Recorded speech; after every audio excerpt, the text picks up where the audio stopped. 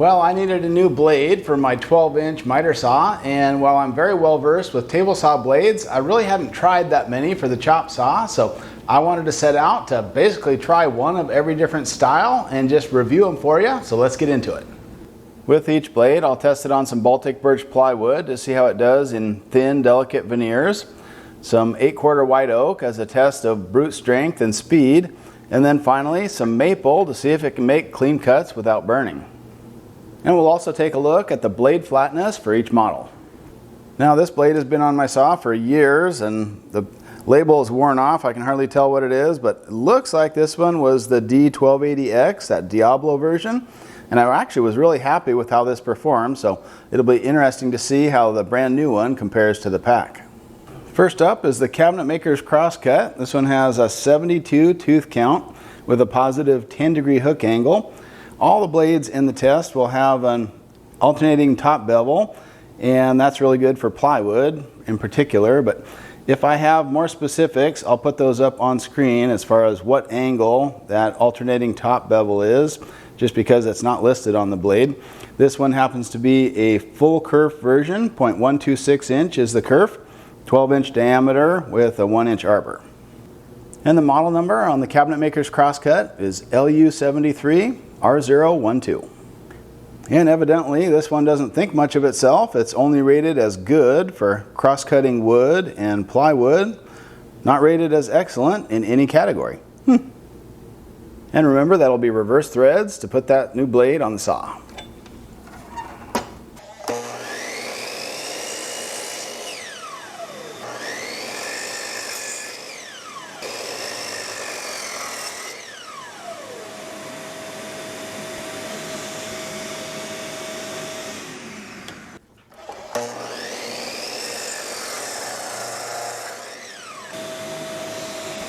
So results on the Cabinet Maker's Crosscut. In the Baltic birch plywood, the surface veneer was perfectly protected.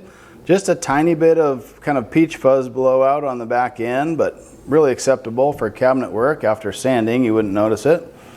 For the maple, almost a polished cut, very nice on the top surface. Without a zero clearance, there's just a little bit of fuzz and splintering on the underside.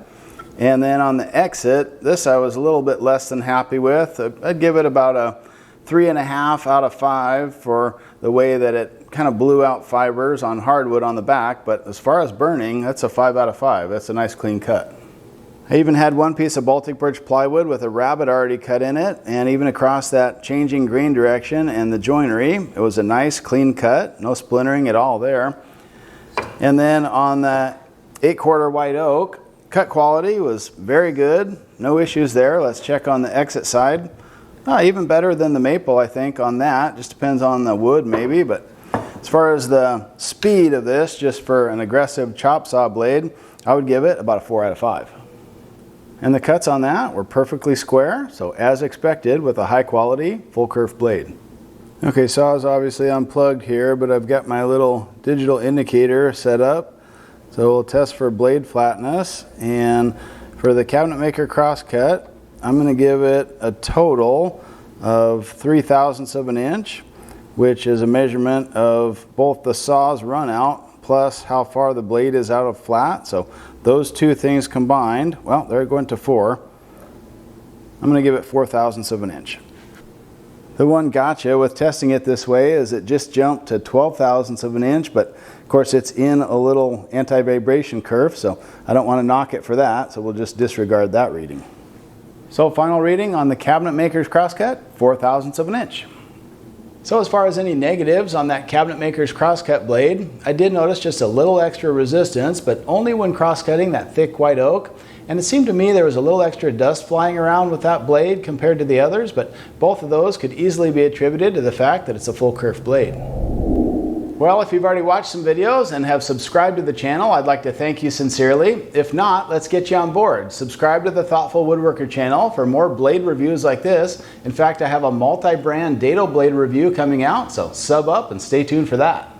Speaking of brands, I know that Freud's not the only game in town, and there's several others that I like, so drop me a note in the comment section. What's your favorite brand and model of blade for the chop saw? All right, next up is the thin kerf crosscut. 80 tooth count on that with a positive 15-degree hook. I've never used this exact blade, but being thin kerf, I've got high hopes.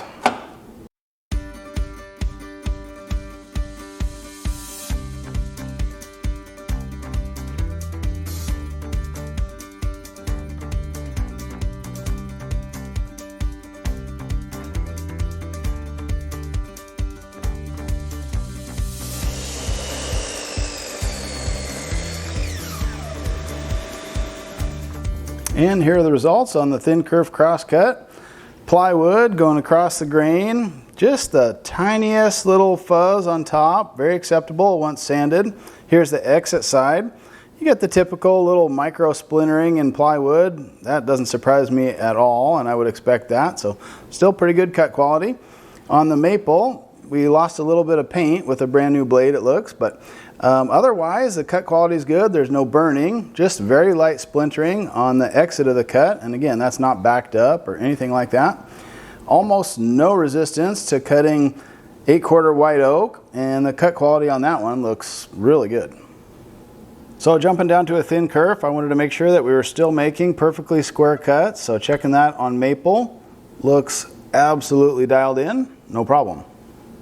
And on the 8/4 white oak, dead square as well. I like it. And for the TK crosscut blade, just like the cabinet maker's crosscut, I came out with a total out of flat reading of 4/1000ths of an inch. Now with that thin kerf crosscut blade, this is the classic, cuts hardwood like butter, so it's a great all-around blade. I noticed very little resistance with this one, even cutting that thick white oak, and you know, that's probably due to two things. The fact that it's a thin kerf, of course, but also this one has that very strong 15-degree hook angle.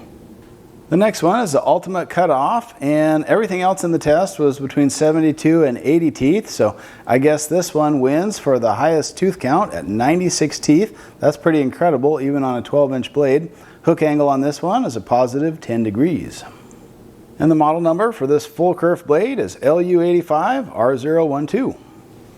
And I don't know if it's the extra carbide or what, but this one has some heft to it.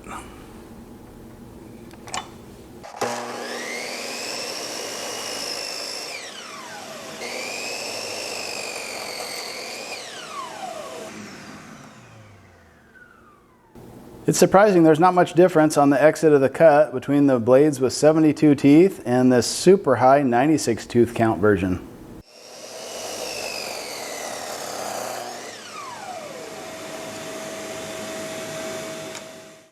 Well, on the white oak, the exit was really good, nice and clean, so again, the material plays a big part in that, but the cut itself, nice and smooth. Resistance level, I did notice a little bit of extra resistance just because of the super high tooth count. I will say the end grain in hardwood was noticeably smoother than the others, just a beautifully polished cut, almost like you wouldn't need to sand it, so if that's important in your projects, the ultimate cutoff may have the advantage there. That's just a little more exit splintering than I would expect in this Baltic birch plywood with such a high tooth count, but I guess if I want to improve that, the only thing I can do is slow down my cut rate or back up the cut.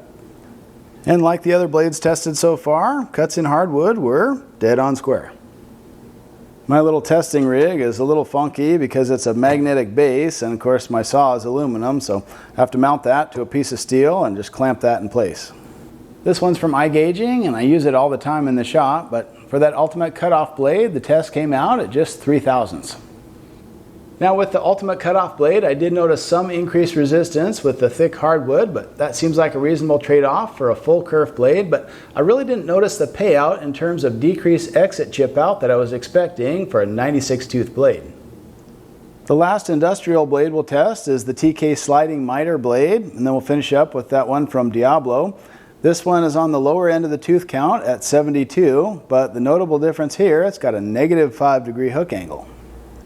The model number on the TK sliding miter blade is LU91R012, and it claims to excel at cross-cutting solid wood. I've got high hopes for this blade just because the primary thing I use a miter saw for is cross-cutting hardwood, and if I'm cross-cutting plywood, it's usually just for a shop project or something inside of a cabinet where the finish is less noticeable.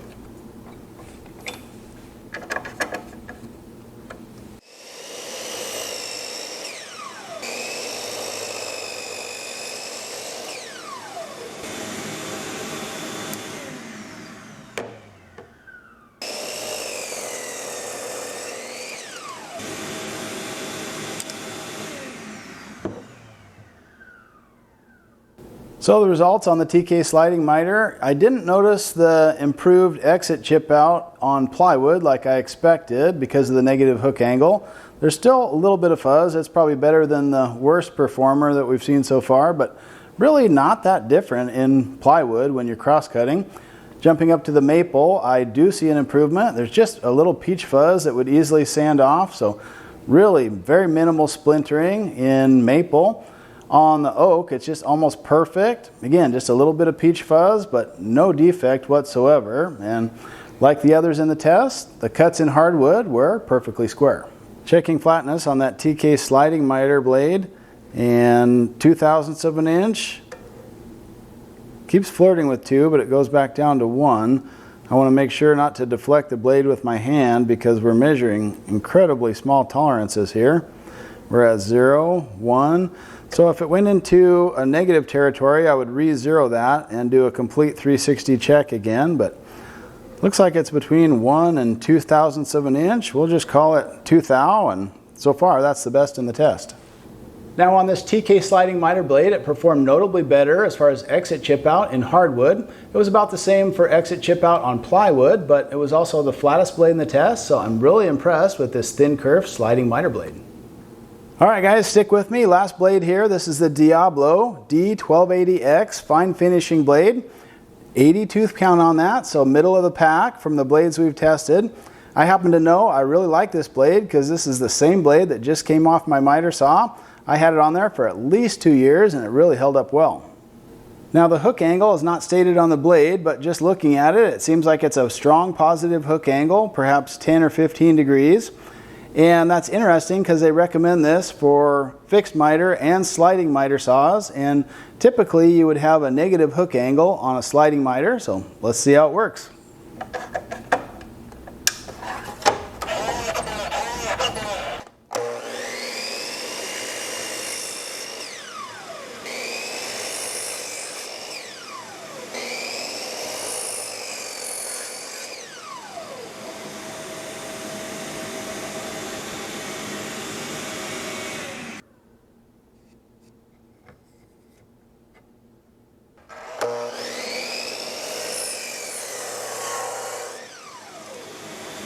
So overall on that Diablo, the cut quality looked pretty good. Minimal exit chip out on plywood.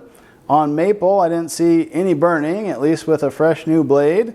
Exit chip out was well controlled on that one, perhaps due to the high ATB design and just the thin kerf as well. White oak, not too bad. There was one thing I noticed though using the Diablo cutting the thicker oak. Now with the Diablo 1080X, it just seemed to struggle a little bit more than the other blades, and it was something I could actually hear in the sound of the motor, especially when cutting that thick hardwood, but despite that, the cut quality was still excellent. And I just really wanted to check that these thin kerf models were still making nice square cuts, and that looks perfect.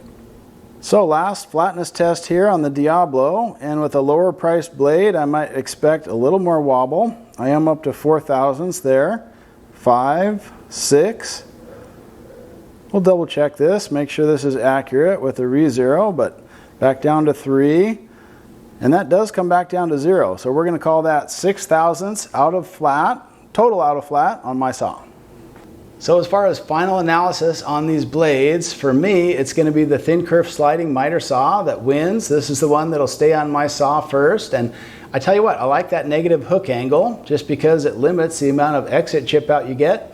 Usually in my shop, I'm cutting maple or oak hardwood, and I like to get a nice clean cut right off the saw. It was also the flattest blade in the test, and I think that goes a long way to show that it's a good quality blade. But if you're a weekend warrior, you do some hobby woodworking, I think this Diablo 1080X can be an excellent choice.